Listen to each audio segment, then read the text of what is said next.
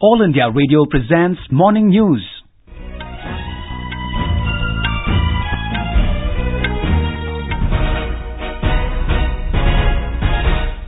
Good morning, I'm Abhishek Kumar. The headlines. Both houses of parliament to resume business after 5-day break. Lok Sabha to take up Muslim women protection of rights on marriage bill. Niti Aayog to release second data ranking of the aspirational districts program today. Government reviews guidelines for foreign direct investment and e-commerce to protect the interests of domestic players. North India continues to reel under intense cold wave conditions. Many parts experience sub-zero temperature. And in cricket, India in strong position against Australia on the second day of the third test at Melbourne. Both the Houses of Parliament will resume today after a weekend and Christmas holiday break of 5 days. Lok Sabha is scheduled to take up the Muslim Women Protection of Rights on Marriage Bill for consideration and passing. In the Rajya Sabha, the Trafficking of Persons, Prevention, Protection and Rehabilitation Bill 2018 and the National Council for Teacher Education Amendment Bill 2018 and others have been listed for consideration and passing. More from our correspondent. The winter session, which began on 11th of this month, has so far witnessed repeated disruptions on the issues of Rafale aircraft deal, construction of dam across Kaveri River, and financial benefits to Andhra Pradesh. Last week, the Lok Sabha had decided to take up the Triple Talaq bill today after the Congress agreed to participate in the debate. Law Minister Ravi Shankar Prasad will move the bill to protect the rights of married Muslim women and to prohibit divorce by pronouncing talaq by their husbands. The bill makes all declarations of instant triple talaq void and illegal. It seeks to make the practice a punishable offence with imprisonment of up to 3 years. The bill will replace the Muslim Women Protection of Rights on Marriage Ordinance. The BJP has issued a 3-line whip asking all its MPs to be present in the Lok Sabha. With Dipen Kumar, Tripti Srivastav, AIR News, Delhi. Niti Aayog will today release the second Delta ranking of the Aspirational Districts program. CEO Amitabh Kant will release the ranking, which will measure the incremental progress made by districts between 1st June and 31st October this year. The Aspirational District program was launched by Prime Minister Narendra Modi in January this year with an aim to rapidly transform the districts that have shown relatively lesser progress in key social areas. We have a desk report. The districts have been ranked in a transparent basis on parameters across various performance indicators like health and nutrition, education, skill development and basic infrastructure among others. The rankings are based on the data that is publicly available through the Champions of Change dashboard, which includes data entered on a real-time basis at the district level. For the first time, the rankings will also factor in inputs from household survey conducted by Niti Aayog's knowledge partner, namely Tata Trusts and the Bill and Melinda Gates Foundation. The first Delta ranking was released in June this year. With Anupam Mishra, Gulshan Rawat, AIR News, Delhi.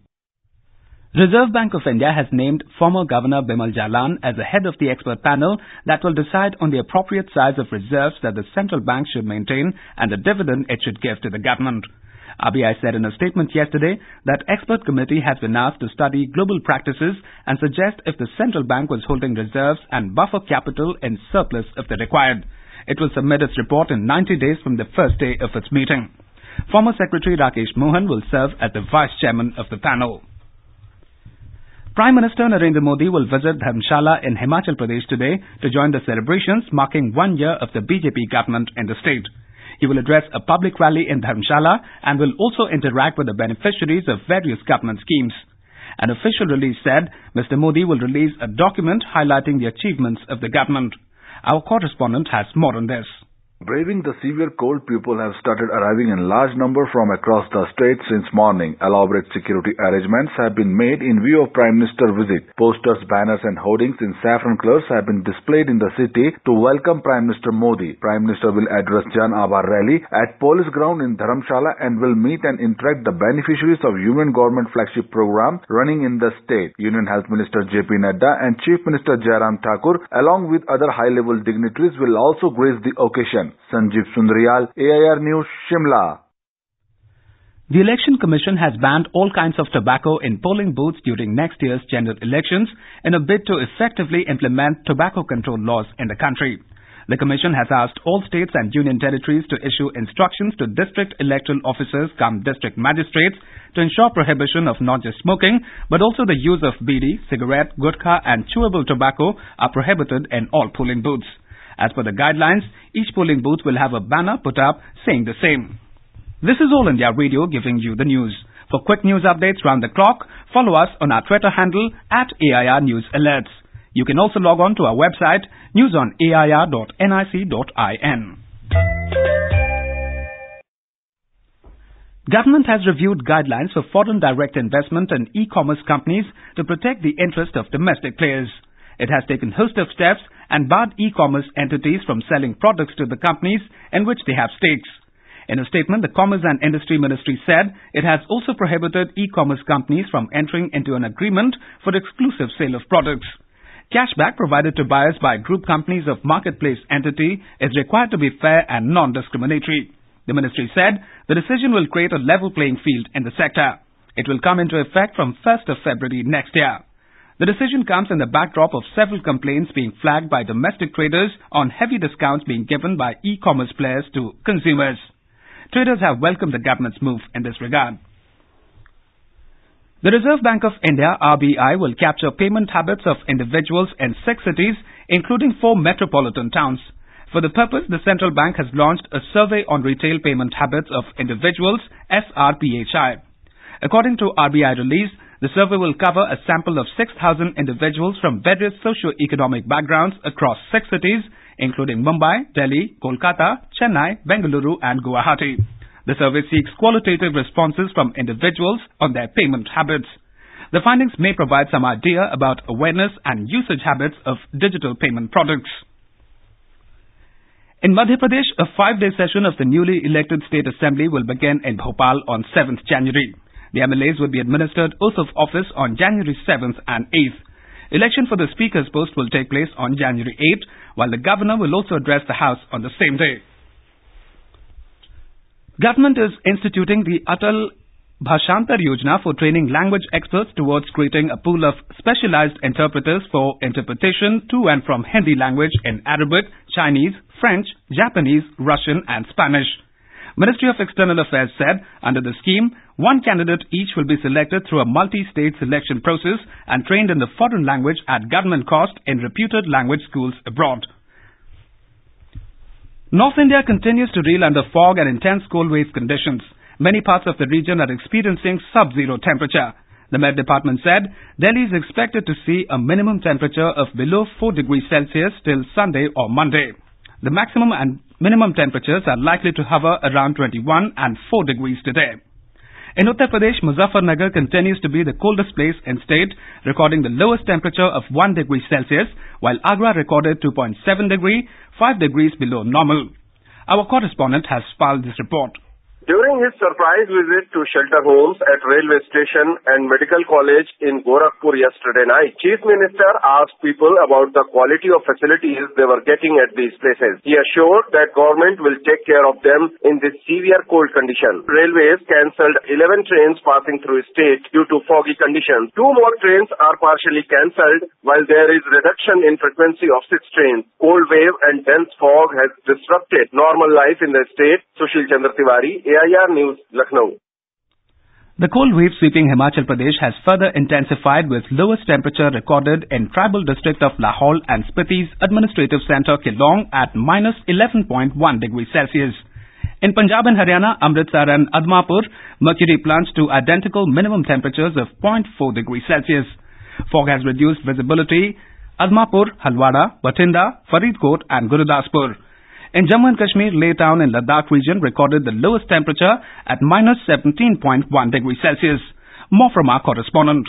In Ladakh, people experienced the coldest night of this season. The windy and strong wind that lasts for few hours has further intensified the cold weather condition across the region. The mercury stayed several degrees below the freezing point. It has frozen water bodies and water supply line in residential areas, affecting smooth supply of water. Yangchan Dolma, AIR News, Leh Ladakh. In Bihar, Gaya was recorded the coldest place with a minimum temperature of 4.6 degrees Celsius. Met Department has issued an alert in Aurangabad, Kaimur and Rohtas districts in view of intense cold. Rail and road traffic have been disrupted due to foggy weather. In Tamil Nadu, Trichy, Thanjavur and other delta districts of the state experienced heavy fog in the early hours today. Rail, road and air traffic have been affected because of poor visibility. The News Services Division of All India Radio is broadcasting its year-end program series. In the series, we will bring you discussions on core sectors and flagship schemes of the Union Government. Today, we bring you a discussion on internal security in India, the current scenario. Tune in to the FM Gold channel from 9:30 p.m. to listen to this special series. The programs will also be available on our website, newsonair.com. In some international news, United States President Donald Trump and First Lady Melania Trump made an unannounced Christmas visit to U.S. troops in Iraq. The White House yesterday confirmed the visit on Christmas night, which was made to thank the troops for their service and sacrifice. This is Trump's first presidential trip to a troubled region in the wake of recent decision to pull U.S. forces from neighboring Syria. President Trump said during the visit that he has no plans to remove the troops from Iraq. He said that Iraq can still be used as a base to stage attacks on the Islamic State terror group if needed. In the Premier Badminton League, Ahmedabad Smash Masters defeated Delhi Dashers 4-1 in Hyderabad last night. The mixed doubles duo of Satvik Sairaj Ranki Reddy and N. Seki Reddy beat the pair of Manipong Jongjeet and Lee Chia Sen of Delhi Dashers in the first match. In the second match, Darren Liu of Ahmedabad beat H.S. Pranoy of Delhi Dashers in men's singles. However, in the third match, Tommy Sugiarto kept Delhi in the hunt when he upset former world champion Victor Axelsen of Ahmedabad in the second men's singles. Today, Northeastern Warriors will take on Mumbai Rockets in Hyderabad at 7 p.m. And now for an overview of today's newspapers, it's over to Anuja Kumar. Thank you, Abhishek. NIA nabbing 10 terrorist suspects and golfer Randhawa getting arrested for poaching are the two stories occupying prominent headline space across the dailies today. NIA busts IS-linked cell, 10 arrested in Delhi, UP, headlines the Hindustan Times, while DNA has covered it as NIA swoops in on IS-like outfit, foils Republic Day attacks, adding, raids in Delhi, UP net 16 men, including engineering and BA student. Golfer Jyoti Randhawa held for poaching in UP's Dudhwa. Guns sambar hide found in his SUV is how the headline appears in the Times of India. Writing on the easing oil prices, DNA carries a headline saying, petrol diesel prices slip as global crude softens. Government tightens e-commerce policy to check misuse by online players, writes the Hindu Business Line about government's latest policy decision, while the Financial Express says centre shakes e-commerce cart, discounts may go. Meghalaya miners' kin await miracle as survival hopes fade, reports the Pioneer of a mine tragedy in which 13 teenagers got trapped. Delhi shivers in dead of winter ahead of its prime, says the Pioneer, writing on the mercury's lowest plunge in the capital as it touched 3.6 degrees yesterday, while the Hindu carries a picture of a man standing on icicles formed over a burst water line in Jammu and Kashmir, captioned, The Big Freeze. RBI's latest effort to resolve the capital reserves issue finds a mention in the Business Standard that writes, Bimal Jalan-led committee to decide on RBI reserves transfer, adding 6-member panel will evaluate RBI's existing economic capital framework. And finally, the Times of India reports of a 3-day model built by British scientists saying virtual tumor model to offer cancer treatment. And with that, it's back to you, Abhishek. Thanks, Anuja. And news just in, India were 299 for 4 against Australia in their first innings on the second day of the third test at Melbourne when reports last came in. Yesterday, Mayank Agarwal recorded top score for an Indian test debutant in Australia. And now before we close the bulletin, the headlines once again. Both houses of parliament to resume business after 5-day break. Lok Sabha to take up Muslim women protection of rights on marriage bill. Niti Aayog to release second Delta ranking of the aspirational districts program today. Government reviews guidelines for foreign direct investment in e-commerce to protect the interests of domestic players. North India continues to reel under intense cold wave conditions. Many parts experience sub-zero temperature. And in cricket, India in strong position against Australia on the second day of the third test at Melbourne. For details of these stories and more, log on to our website www.newsonair.nic.in. With that, we end the morning news. Have a nice day.